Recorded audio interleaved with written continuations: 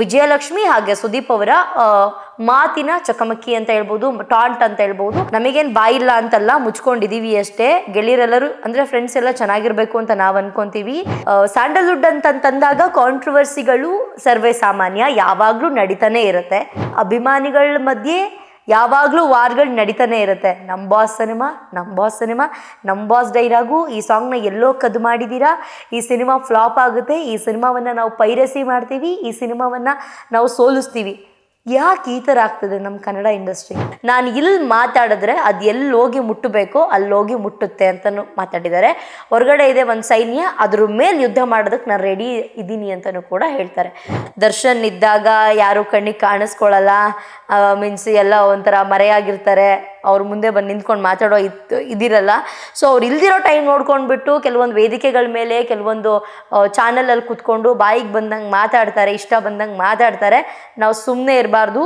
Ambareesh sir ಆಗಿರ್ಬೋದು, Vishnuvardhan sir ಆಗಿರ್ಬೋದು, ಇವ್ರನ್ನ ಬಿಟ್ಟರೆ ಕಿಚ್ಚ ಸುದೀಪ್ ಸರ್ ಹಾಗೆ ದರ್ಶನ್ ಅವರು ಅಂತ ಎಲ್ಲರೂ ಮಾತಾಡ್ಕೊಳ್ತಿದ್ರು. ಬಟ್ ಅದೆಲ್ಲ ಎಲ್ಲೋಯ್ತು? ನಾಳೆ ದಿನ ಯಾರಿಗಾದ್ರೂ ಏನಾದರೂ ಹೆಚ್ಚು ಕಮ್ಮಿ ಆದರೆ ಯಾರೂ ಬರಲ್ಲ, ಇವ್ರ ತಂದೆ ತಾಯಿನೇ ಗೋಳಾಡಬೇಕು ಯಾರಿಗಾದ್ರೂ ಏನಾದರೂ ಆಯಿತು ಅಂತಂದರೆ. ಹಾಯ್, ಎಲ್ಲರಿಗೂ ನಮಸ್ಕಾರ. ನೀವು ನೋಡ್ತಿದ್ದೀರಾ ಸ್ಪೀಡ್ ಪ್ಲಸ್ ಕರ್ನಾಟಕ. ನಾನು ಪ್ರಿಯಾ ಸೋಮೇಶ್. ಸ್ಯಾಂಡಲ್ವುಡ್ ಅಂತಂದಾಗ ಕಾಂಟ್ರವರ್ಸಿಗಳು ಸರ್ವೇ ಸಾಮಾನ್ಯ, ಯಾವಾಗಲೂ ನಡೀತಾನೆ ಇರುತ್ತೆ. ಅಭಿಮಾನಿಗಳ ಮಧ್ಯೆ ಯಾವಾಗಲೂ ವಾರ್ಗಳು ನಡೀತಾನೆ ಇರುತ್ತೆ. ನಮ್ಮ ಬಾಸ್ ಸಿನಿಮಾ, ನಮ್ಮ ಬಾಸ್ ಸಿನಿಮಾ, ನಮ್ಮ ಬಾಸ್ ಡೈಲಾಗು, ಈ ಸಾಂಗ್ನ ಎಲ್ಲೋ ಕದ್ದು ಮಾಡಿದ್ದೀರಾ, ಈ ಸಿನಿಮಾ ಫ್ಲಾಪ್ ಆಗುತ್ತೆ, ಈ ಸಿನಿಮಾವನ್ನು ನಾವು ಪೈರಸಿ ಮಾಡ್ತೀವಿ, ಈ ಸಿನಿಮಾವನ್ನು ನಾವು ಸೋಲಿಸ್ತೀವಿ. ಯಾಕೆ ಈ ಥರ ಆಗ್ತದೆ ನಮ್ಮ ಕನ್ನಡ ಇಂಡಸ್ಟ್ರಿ? ಕನ್ನಡ ಸಿನಿಮಾಗಳು, ಕನ್ನಡ ಭಾಷೆ ಅಂತ ಬಂದಾಗ, ಅಥವಾ ನಮ್ಮ ಸ್ಯಾಂಡಲ್ವುಡ್, ನಮ್ಮ ಇಂಡಸ್ಟ್ರಿ ಅಂತ ಬಂದಾಗ, ಯಾವುದೇ ಸಿನಿಮಾ ರಿಲೀಸ್ ಆಗಲಿ, ಇವತ್ತು ಹೊಸದಾಗಿ ಸಿನಿಮಾವನ್ನು ಮಾಡ್ತಿರುವ ಹೀರೋ ಆಗಿರಬಹುದು, ಅಥವಾ ಒಂದು ಚಾಪನ್ನು ಮೂಡಿಸಿರುವಂತಹ ಹೀರೋ ಆಗಿರಬಹುದು, ಯಾರೇ ಆಗಿರಲಿ, ಕನ್ನಡ ಸಿನಿಮಾ ಅಂತ ರಿಲೀಸ್ ಆಗ್ತಿದೆ ಅಂತಂದಾಗ ಬೆಂಬಲ ಕೊಡಬೇಕು. ಆಗ್ಲಿಲ್ವಾ ಸುಮ್ಮನೆ ಇರಬೇಕು. ಅದನ್ನು ಹೊರತುಪಡಿಸಿ ಸಿನಿಮಾ ಬಗ್ಗೆ ನೆಗೆಟಿವ್ ಆಗಿ ಮಾತಾಡೋದಾಗಿರಬಹುದು, ಸೆಲೆಬ್ರಿಟಿಗಳ ಮಧ್ಯೆ ಅಂತಂದರೆ ಸೆಲೆಬ್ರಿಟೀಸ್ ಮಧ್ಯೆನೇ ಜಗಳ ತಂದಾಕೋದಾಗಿರಬಹುದು, ಅಥವಾ ಅಭಿಮಾನಿಗಳ ನಡುವೆ ಜಗಳ ತಂದಾಕೋದಾಗಿರಬಹುದು. ಇದೆಲ್ಲ ಯಾಕೆ? ತಮ್ಮೆಲ್ಲರಿಗೂ ಗೊತ್ತಿರೋ ಹಾಗೆ ಇತ್ತೀಚಿನ ದಿನಗಳಲ್ಲಿ 2-3 ದಿನಗಳಿಂದ ಸಿಕ್ಕಾಪಟ್ಟೆ ವೈರಲ್ ಆಗ್ತಿರುವಂತಹ ವಿಚಾರ ಅಂದರೆ ವಿಜಯಲಕ್ಷ್ಮಿ ಹಾಗೆ ಸುದೀಪ್ ಅವರ ಮಾತಿನ ಚಕಮಕಿ ಅಂತ ಹೇಳ್ಬೋದು, ಟಾಂಟ್ ಅಂತ ಹೇಳ್ಬೋದು. ಒಂದಷ್ಟು ವಿಚಾರಗಳು ನೀವೆಲ್ಲ ನೋಡೇ ಇದ್ದೀರಾ. ಹುಬ್ಳಿಯಲ್ಲಿ ಮಾರ್ಕ್ ಸಿನಿಮಾದ ಪ್ರೀ ರಿಲೀಸ್ ಈವೆಂಟ್ ಟೈಮಲ್ಲಿ ಒಂದೆರಡು ಮಾತುಗಳನ್ನ ಆಡ್ತಾರೆ ಸುದೀಪ್ ಅವರು ಸ್ಟೇಜ್ ಮೇಲ್ಗಡೆ. ನಮಗೇನು ಬಾಯಿಲ್ಲ ಅಂತಲ್ಲ, ಮುಚ್ಕೊಂಡಿದ್ದೀವಿ ಅಷ್ಟೇ. ಗೆಳೆಯರೆಲ್ಲರೂ ಅಂದರೆ ಫ್ರೆಂಡ್ಸ್ ಎಲ್ಲ ಚೆನ್ನಾಗಿರಬೇಕು ಅಂತ ನಾವು ಅನ್ಕೊತೀವಿ, ಬಾಯಿ ಮುಚ್ಕೊಂಡಿದ್ದೀವಿ ಅಷ್ಟೇ. ಹೊರಗಡೆ ಒಂದು ಸೇನೆ ರೆಡಿ ಇದೆ, ಅದ್ರ ಮೇಲೆ ಯುದ್ಧ ಮಾಡೋದಕ್ಕೆ ನಾವು ರೆಡಿ ಇದ್ದೀವಿ. ಮೀನ್ಸ್ ಅಂತಂದರೆ ಡೆವಿಲ್ ಸಿನಿಮಾ ಅಂದರೆ ದರ್ಶನ್ ಅಭಿಮಾನಿಗಳನ್ನ ಇಟ್ಕೊಂಡು ಮಾತಾಡಿರುವಂತಹ ಮಾತಿದು. ಅಂದರೆ ಒಂದು ಸೈನ್ಯ ರೆಡಿ ಇದೆ, ಅದ್ರ ಮೇಲೆ ನಾವು ಯುದ್ಧ ಮಾಡೋದಕ್ಕೆ ನಾವು ರೆಡಿ ಇದ್ದೀವಿ ಅಂತ ಹೇಳ್ಬಿಟ್ಟು ಕಿಚ್ಚ ಸುದೀಪ್ ಅವರು ಸ್ಟೇಜ್ ಮೇಲ್ಗಡೆ ಒಂದು ಮಾತನ್ನ ಆಡ್ತಾರೆ. ಅದಕ್ಕೆ ಪ್ರತ್ಯುತ್ತರವಾಗಿ ವಿಜಯಲಕ್ಷ್ಮಿ ಅವರು ದಾವಣಗೆರೆಯಲ್ಲಿ ಡೆವಿಲ್ ಸಿನಿಮಾದ ನಾಯಕಿ ನಟಿಯಾಗಿರುವಂತಹ ರಚನಾ ರೈ, ಅದ್ರ ಜೊತೆಗೆ ವಿಜಯಲಕ್ಷ್ಮಿ ಅವರು ಒಂದು ಕಾರ್ಯಕ್ರಮಕ್ಕೆ ಹೋದಾಗ ಅಲ್ಲಿ ಕೂಡ ವಿಜಯಲಕ್ಷ್ಮಿ ಅವರು ತಿರುಗುತ್ತರವನ್ನು ಕೊಡ್ತಾರೆ. ಏನಂತಂದರೆ, ನೀವು ಯಾರು ಸುಮ್ಮನೆ ಇರಬೇಡಿ, ಇದೆಲ್ಲ ಒಳ್ಳೇದಲ್ಲ. ದರ್ಶನ್ ಅವರು ಬೆಂಗಳೂರಲ್ಲಿದ್ದಾಗ ಯಾರು ಎಲ್ಲಿರ್ತಾರೋ ಗೊತ್ತಿಲ್ಲ, ಯಾರೂ ಕೂಡ ಕಾಣಿಸ್ಕೊಳ್ಳೋದಿಲ್ಲ, ನಾವು ಪ್ರತ್ಯುತ್ತರವನ್ನು ಕೊಡಬೇಕು ಅವರಿಗೆ ಅಂತ ಹೇಳ್ಬಿಟ್ಟು ಹಾಗೆ ಹಿಂಗೆ ಅಂತ ಹೇಳ್ಬಿಟ್ಟು ಒಂದಷ್ಟು ಮಾತುಗಳನ್ನ ಆಡ್ತಾರೆ ಸ್ಟೇಜ್ ಮೇಲ್ಗಡೆ. ಅವ್ರಿಗೇನು ಪ್ರತ್ಯುತ್ತರ ಕೊಡಬೇಕು ಅಂತ ಅನ್ಕೊತಾರೋ ಆ ಪ್ರತ್ಯುತ್ತರವನ್ನು ಕೊಡ್ತಾರೆ ಸ್ಟೇಜ್ ಮೇಲ್ಗಡೆ.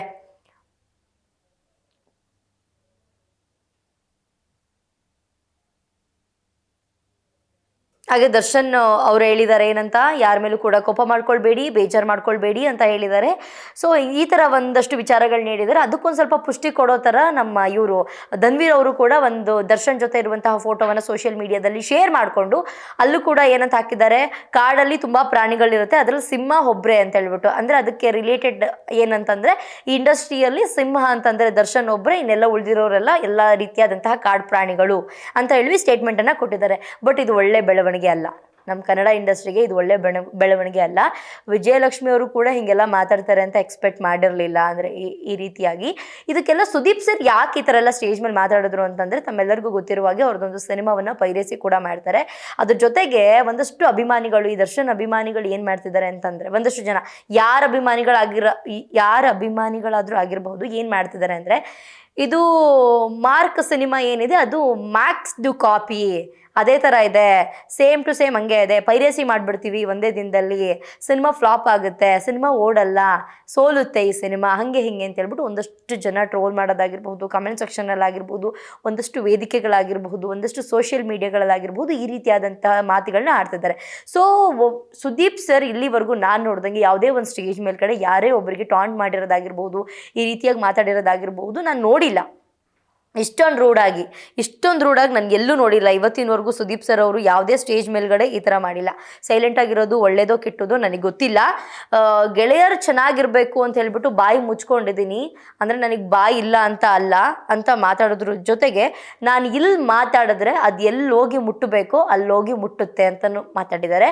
ಹೊರಗಡೆ ಇದೆ ಒಂದು ಸೈನ್ಯ, ಅದ್ರ ಮೇಲೆ ಯುದ್ಧ ಮಾಡೋದಕ್ಕೆ ನಾನು ರೆಡಿ ಇದ್ದೀನಿ ಅಂತಲೂ ಕೂಡ ಹೇಳ್ತಾರೆ. ಸೊ ಇದಿಷ್ಟು ಮಾತಾಡಾದ್ಮೇಲೆ ವಿಜಯಲಕ್ಷ್ಮಿ ಅವರು ಅದಕ್ಕೆ ಪ್ರತ್ಯುತ್ತರವನ್ನು ಕೂಡ ಕೊಡ್ತಾರೆ. ದರ್ಶನ್ ಇದ್ದಾಗ ಯಾರು ಕಣ್ಣಿಗೆ ಕಾಣಿಸ್ಕೊಳ್ಳಲ್ಲ, ಮೀನ್ಸ್ ಎಲ್ಲ ಒಂಥರ ಮರೆಯಾಗಿರ್ತಾರೆ, ಅವ್ರ ಮುಂದೆ ಬಂದು ನಿಂತ್ಕೊಂಡು ಮಾತಾಡೋ ಇದಿರಲ್ಲ. ಸೊ ಅವ್ರು ಇಲ್ದಿರೋ ಟೈಮ್ ನೋಡ್ಕೊಂಡ್ಬಿಟ್ಟು ಕೆಲವೊಂದು ವೇದಿಕೆಗಳ ಮೇಲೆ ಕೆಲವೊಂದು ಚಾನಲಲ್ಲಿ ಕುತ್ಕೊಂಡು ಬಾಯಿಗೆ ಬಂದಂಗೆ ಮಾತಾಡ್ತಾರೆ, ಇಷ್ಟ ಬಂದಂಗೆ ಮಾತಾಡ್ತಾರೆ. ನಾವು ಸುಮ್ಮನೆ ಇರಬಾರ್ದು, ಅದ್ರ ದರ್ಶನ್ ಅವ್ರು ಹೇಳಿದ್ದಾರೆ, ಯಾವುದಕ್ಕೂ ನಾವು ಕೋಪ ಮಾಡ್ಕೊಳ್ಬಾರ್ದು, ಬೇಜಾರು ಮಾಡ್ಕೊಳ್ಬಾರ್ದು ಅಂತ ಈ ರೀತಿಯಾದಂತಹ ಒಂದು ಉತ್ತರವನ್ನು ಕೊಟ್ಟಿದ್ದಾರೆ. ಇದನ್ನೆಲ್ಲ ನೋಡಿದಾಗ, ಇಷ್ಟೆಲ್ಲ ಬೆಳವಣಿಗೆಗಳನ್ನ ನಾವು ನೋಡಿದಾಗ ನಾವು ಎಲ್ಲಿದ್ದೀವಿ, ನಮ್ಮ ಇಂಡಸ್ಟ್ರಿನ ನಾವು ಎಲ್ಲಿಗೆ ತೊಗೊಂಡು ಹೋಗ್ತಿದ್ದೀವಿ ಅಂತ KGF, ಕಾಂತಾರ ಸಿನಿಮಾಗಳನ್ನ ಕೊಟ್ಟು ಹಿಟ್ಟಾಗಿ ನಮ್ಮ ಕನ್ನಡ ಇಂಡಸ್ಟ್ರಿ ಅಂದರೆ ಒಂದು ತೂಕ ಇದೆ. ಎಲ್ಲೇ ಹೋದ್ರೂ ನಮಗೊಂದು ರೆಸ್ಪೆಕ್ಟ್ ಸಿಕ್ಕುತ್ತೆ ಅಂತಂದರೆ ಅದಕ್ಕೆ ಕಾರಣ ಒಂದಷ್ಟು ಹಿಟ್ ಸಿನಿಮಾಗಳು. ಕನ್ನಡ ಇಂಡಸ್ಟ್ರಿ ಅಂತಂದರೆ ತೂಕ ಇದೆ ಅಂತ ಹೇಳ್ಬಹುದು.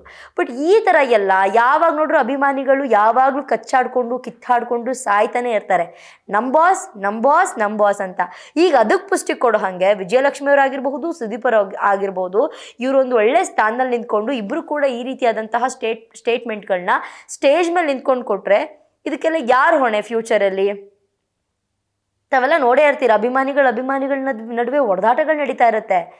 ಕ್ಷಮೆ ಕೇಳಿಸೋದಾಗಿರಬಹುದು ಸೋಷಿಯಲ್ ಮೀಡಿಯಾ ಮುಂದೆ ಬಂದು, ಅಥವಾ ಒಬ್ಬರು ಇನ್ನೊಬ್ರನ್ನ ಕೆಟ್ಟದಾಗಿ ಸೋಷಿಯಲ್ ಮೀಡಿಯಾದಲ್ಲಿ ವಿಡಿಯೋ ಮಾಡಿಬಿಟ್ಬಿಡೋದು, 1 ನಿಮಿಷದ ವಿಡಿಯೋ, ನೆಕ್ಸ್ಟ್ ಅವ್ರು ಎಲ್ಲಿದ್ದಾರೆ ಅಂತ ಹುಡುಕೊಂಡು ಹೋಗ್ಬಿಟ್ಟು ಅವ್ರನ್ನ ಹೊಡೆದು ಬಡ್ದು ಸಾರಿ ಕೇಳಿಸೋ ವಿಡಿಯೋ, ನಾನು ತಪ್ಪಾಯಿತು, ನಾನು ಈ ಥರ ಮಾತಾಡಬಾರ್ದಾಗಿತ್ತು, ಇದೆಲ್ಲ ನಡೀತಾನೆ ಇತ್ತು. ಬರೀ ಕಮೆಂಟ್ ಸೆಕ್ಷನ್ನಲ್ಲಿ ಮಾಡೋದಕ್ಕೆ, ಒಂದು ವಿಡಿಯೋ ಮಾಡಿ ಹಾಕೋದಕ್ಕೆ ಇಷ್ಟೆಲ್ಲ ನಡೀತಾ ಇತ್ತು.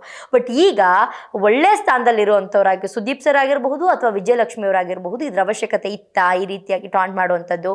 ಯಾರೇನೇ ಮಾಡಿದ್ರು ಒಳ್ಳೆ ಕಂಟೆಂಟ್ ಇತ್ತು ಅಂತಂದರೆ ಸಿನಿಮಾದಲ್ಲಿ, ಅದು ಎಂಥ ಸ್ಟಾರ್ ಆಗಿರಬಹುದು ಅಥವಾ ಈಗ ಬಂದಿರುವಂತಹ ಹೀರೋಯಿನ್ಸ್ ಆಗಿರಬಹುದು, ಯಾರೇ ಮಾಡಿದ್ರು ಕೂಡ ಸಿನಿಮಾಗಳು ಓಡುತ್ತೆ 100%. ಸೋಷಿಯಲ್ ಮೀಡಿಯಾದಲ್ಲೇ ನೋಡಿರ್ತೀರಾ, ಸಿನಿಮಾಗಳ ಟ್ರೈಲರ್ ಆಗಿರಬಹುದು, ಟೀಸರ್ ಆಗಿರಬಹುದು, ಅದೇ ವ್ಯೂಸ್ ಅಷ್ಟು ತೊಗೊಂಡಿರಲ್ಲ.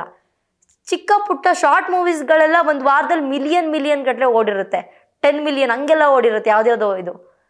ಸೊ ಕಂಟೆಂಟ್ ಚೆನ್ನಾಗಿದ್ರೆ ಯಾವ ಸಿನಿಮಾ ಬೇಕಾದರೂ ಯಾವಾಗ ಬೇಕಾದರೂ ಎತ್ಕೋಬೋದು. ಎಕ್ಸಾಂಪಲ್ಸ್ ಹೂ ಫ್ರಮ್ ಸೋ, ನಾನು ಎಲ್ಲ ವೀಡಿಯೋದಲ್ಲೂ ಅದೊಂದು ಎಕ್ಸಾಂಪಲ್ನ ತೊಗೊಳ್ತಾನೆ ಇರ್ತೀನಿ. ಇನ್ವೆಸ್ಟ್ ಮಾಡಿರೋದು 3 to 4 crores, ಕಲೆಕ್ಷನ್ ಮಾಡ್ಕೊಂಡಿರೋದು 100 crores ಮೇಲೆ. ಕಂಟೆಂಟ್ ಚೆನ್ನಾಗಿದ್ರೆ ಖಂಡಿತ ಜನ ಬರ್ತಾರೆ, ಥಿಯೇಟರ್ಗೆ ಸಿನಿಮಾ ನೋಡ್ತಾರೆ, ಹೋಗ್ತಾರೆ. ಅದನ್ನು ಹೊರತುಪಡಿಸಿ ಈ ರೀತಿಯಾದಂತಹ ಸ್ಟೇಟ್ಮೆಂಟ್ಗಳು ನೆಕ್ಸ್ಟ್ ಲೆವೆಲಿಗೆ ತಗೊಂಡೋಗುತ್ತೆ. ಅಭಿಮಾನಿಗಳ ಮಧ್ಯೆನೇ ಹೊಡೆದಾಟಗಳು ಶುರುವಾಗುತ್ತೆ, ಬಡ್ದಾಟಗಳು ಶುರುವಾಗುತ್ತೆ, ಸಾರಿ ವಿಡಿಯೋಗಳು ರಿಲೀಸ್ ಆಗುತ್ತೆ. ಇದರೆಲ್ಲ ಅವಶ್ಯಕತೆ ಇಲ್ಲ ಅಂತ ನಾನು ಭಾವಿಸ್ತೀನಿ. ನಮ್ಮ ಕನ್ನಡ ಇಂಡಸ್ಟ್ರಿ ಹಿಂಗೆ ಹೋಗ್ತಾ ಇರಬೇಕು, ಬಟ್ ಇವಾಗ ಕಂಪ್ಲೀಟ್ಲಿ ಹಿಂಗೆ ಬರೋದಕ್ಕೆ ಶುರುವಾಗಿದೆ. ಅಂಬರೀಷ್ ಸರ್ ಆಗಿರ್ಬೋದು, ವಿಷ್ಣುವರ್ಧನ್ ಸರ್ ಆಗಿರ್ಬೋದು, ಇವ್ರನ್ನ ಬಿಟ್ಟರೆ ಕಿಚ್ಚ ಸುದೀಪ್ ಸರ್ ಹಾಗೆ ದರ್ಶನ್ ಅವರು ಅಂತ ಎಲ್ಲರೂ ಮಾತಾಡ್ಕೊಳ್ತಿದ್ರು. ಬಟ್ ಅದೆಲ್ಲ ಎಲ್ಲೋಯ್ತು? ಒಂದು ಕಾಲದಲ್ಲಿ ಇಬ್ಬರು ಬೆಸ್ಟ್ ಫ್ರೆಂಡ್ಸು, ಚಡ್ಡಿ ದೋಸ್ತು ಅಂತ ಎಲ್ಲ ಇಂಟರ್ವ್ಯೂಗಳಲ್ಲಿ ಅಕ್ಕಪಕ್ಕ ಕೂತ್ಕೊಂಡು ಮಾತಾಡ್ತಿದ್ರು. ಬಟ್ ಇವತ್ತು ಅವರಿಬ್ಬರು ಬೇರೆ ಆಗಿದ್ದಾರೆ. ಬಟ್ ಬೇರೆ ಆದಮೇಲೆ ಓಕೆ ಫೈನ್, ನಿಮ್ಮ ಪಾಡಿಗೆ ನೀವು, ನನ್ನ ಪಾಡಿಗೆ ನಾನು ಇರೋಣ ಅಂತ ಅನ್ನೋದು ಬಿಟ್ಟು ಈ ಥರದ್ದೆಲ್ಲ ಸ್ಟೇಟ್ಮೆಂಟ್ಗಳನ್ನ ಕೊಡ್ತಾ ಬಂದರೆ ಅಭಿಮಾನಿಗಳ ನಡುವೆ ಹೊಡೆದಾಟಗಳು ಶುರುವಾಗುತ್ತೆ. ನಾಳೆ ದಿನ ಯಾರಿಗಾದರೂ ಏನಾದರೂ ಹೆಚ್ಚು ಕಮ್ಮಿ ಆದರೆ ಯಾರೂ ಬರಲ್ಲ, ಇವ್ರ ತಂದೆ ತಾಯಿನೇ ಗೋಳಾಡಬೇಕು ಯಾರಿಗಾದರೂ ಏನಾದರೂ ಆಯಿತು ಅಂತಂದರೆ. ಸೊ ಇದಿಷ್ಟು 2-3 ದಿನಗಳಿಂದ ನಡೀತಿರುವಂತಹ ಕಾಂಟ್ರವರ್ಸಿ ಅಂತ ಹೇಳ್ತಾ ಇದಾಗುತ್ತೆ ಇವತ್ತಿನ ವಿಶೇಷ. ನೋಡ್ತಾ ಇರಿ ಸ್ಪೀಡ್ ಪ್ಲಸ್ ಕರ್ನಾಟಕ, ನಿಮ್ಮಿಂದ ನಿಮಗಾಗಿ ನಿಮಗೋಸ್ಕರ.